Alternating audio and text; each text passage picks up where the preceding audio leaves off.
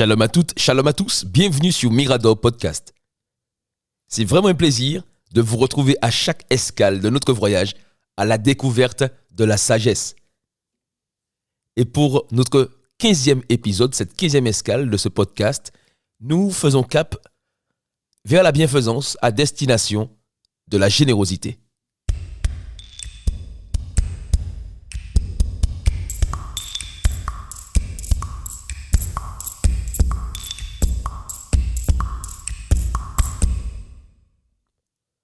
On dit qu'il ne faut jamais reporter ou remettre à demain ce que l'on peut faire aujourd'hui. Et c'est encore plus vrai lorsqu'il s'agit d'une inspiration du Saint-Esprit.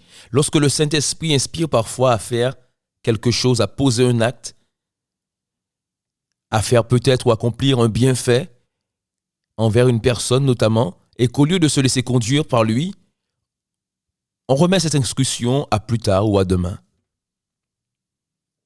Alors qu'il demande par exemple d'accomplir un acte de générosité envers une personne, on reporte cette action à une autre fois, à plus tard, à demain. Et c'est ce que j'ai connu il y a quelques années. Je me rendais au travail et j'ai croisé ce jour-là un jeune homme qui ne semblait pas si démuni que cela, mais on sentait tout de même qu'il avait besoin d'aide, besoin d'argent. Et alors que je marchais, il m'approche légèrement, et demande si j'avais de quoi lui donner à manger, est-ce que j'avais quelque chose avec moi qui puisse manger ce midi. Et j'allais au travail, en gros, il y avait pas mal de paramètres qui défavorables à ce que je lui donne quelque chose. J'allais au travail, j'étais pressé, je n'avais pas d'argent, monnaie sur moi, je n'avais pas de nourriture non plus sur moi. Et donc du coup, comme on le fait souvent, j'ai écouté, mais je lui dis bon, je n'ai rien sur moi et j'ai continué ma route. Et tout de suite après, je ressentais que je n'étais pas véritablement en paix. Je sentais qu'à l'intérieur de moi, il fallait absolument que j'aide cette personne. Cette personne, en tout cas, avait un vrai besoin. Parfois, les personnes sont là à faire la manche, à mendier et ne sont pas forcément sincères. Mais lui, cet homme, était vraiment dans le besoin et je l'avais, par le Saint-Esprit, vraiment ressenti. Et j'étais pas bien, je disais mince, j'ai peut-être raté une opportunité d'aider cette personne. C'était juste, j'avais la possibilité, mais c'est plus les paramètres qui étaient défavorables. Et je me suis dit, bon, ce n'est pas bien grave, je vais aller rendre mon service et sur ma pause, je reviendrai, je vais certainement le retrouver sur la place. Et à ce moment, je l'emmènerai prendre quelque chose à la boulangerie ou au restaurant. Et quelques heures plus tard, sur ma pause, je reviens sur cette place, déterminé avec ma carte bleue pour soutenir cette personne, lui apporter quelque chose. Et sauf que elle n'était plus là. Et j'étais pas bien. Je disais, mince Seigneur, j'ai peut-être raté quelque chose, je te demande pardon, etc. Et le soir, en rentrant à la maison, ma femme est passée aussi par là ce jour-là. Et elle me raconte, oui, j'ai vu un jeune homme, et bizarrement, il avait l'air plutôt sympa, il avait l'air plutôt sincère, en fait, dans sa démarche. Et je lui demande de me décrire, etc. Et en fait, il s'agissait de la même personne que j'avais vue. Et j'ai rendu grâce à Dieu de ce qu'il ait permis à ma femme de corriger, je dirais, mon erreur, de corriger le fait que j'avais laissé passer cette opportunité. J'avais remis à plus tard quelque chose que j'avais la possibilité de faire tout de suite. Pourtant, la sagesse, en plus, nous enseigne là-dessus, dans Proverbes chapitre 3, les versets 27 à 28. Il nous est dit, c'est la sagesse nous dit, ne refuse pas un bienfait à ceux qui y en ont droit. Quand tu as le pouvoir de l'accorder, ne refuse pas un bienfait à ceux qui y ont droit. Ne dis pas à ton prochain, va-t'en, puis reviens. C'est demain que je donnerai quand tu as de quoi donner. Une autre version dit même, chaque fois que tu as la possibilité, n'hésite pas à faire du bien à ceux qui en ont besoin. Ne dis pas à ton prochain de revenir le lendemain, lorsque tu es en mesure de lui donner immédiatement ce qu'il demande. Et ce passage est comme un appel ou une invitation à ne pas chercher d'excuses lorsque nous avons l'opportunité d'être généreux, l'opportunité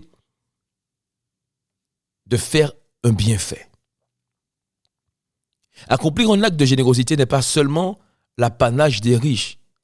Il est toujours possible de donner aujourd'hui, avec les moyens que nous avons, avec les moyens du jour, de donner à une personne dans le besoin.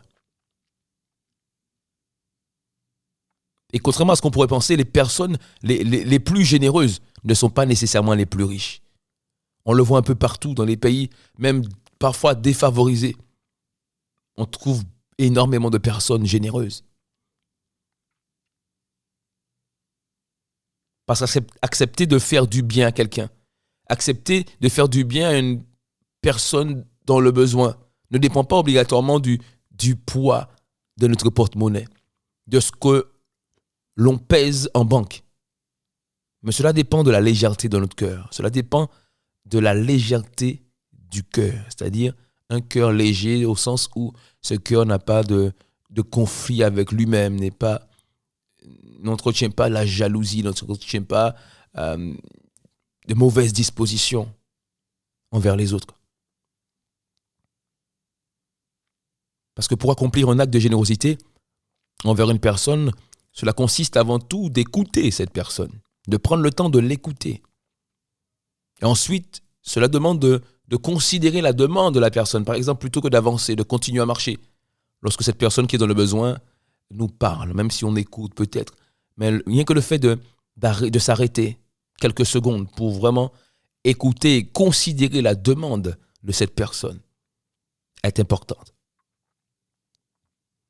Avant même de procéder à un don, juste le fait d'écouter et de considérer la demande, cela est nécessaire. Par exemple, lorsque Pierre et Jean ont croisé le boiteux qui se trouvait sur la route du temple, à la porte Label, ces personnes se trouvaient là jour et nuit, tous les jours, et Pierre et Jean se sont arrêtés. Ils l'ont vu, ils se sont arrêtés pour l'écouter, savoir ce qu'il disait, ce qu'il voulait exactement. Et cette personne s'attendait à recevoir de Pierre et Jean quelque chose. Il les fixait, il les regardait attentivement. Avant que Pierre lui dise « Regarde-moi dans les yeux, regarde-moi bien ». Autrement dit, Pierre a pris le temps de l'écouter et de considérer sa situation. Et lui, il s'attendait à recevoir quelque chose. Et chose merveilleuse, c'est que Pierre a respecté ce principe de chaque fois que tu as la possibilité, n'hésite pas à faire du bien à ceux qui en ont besoin. Ne dis pas à ton prochain de revenir le lendemain, lorsque tu es en mesure de lui donner immédiatement ce qu'il demande.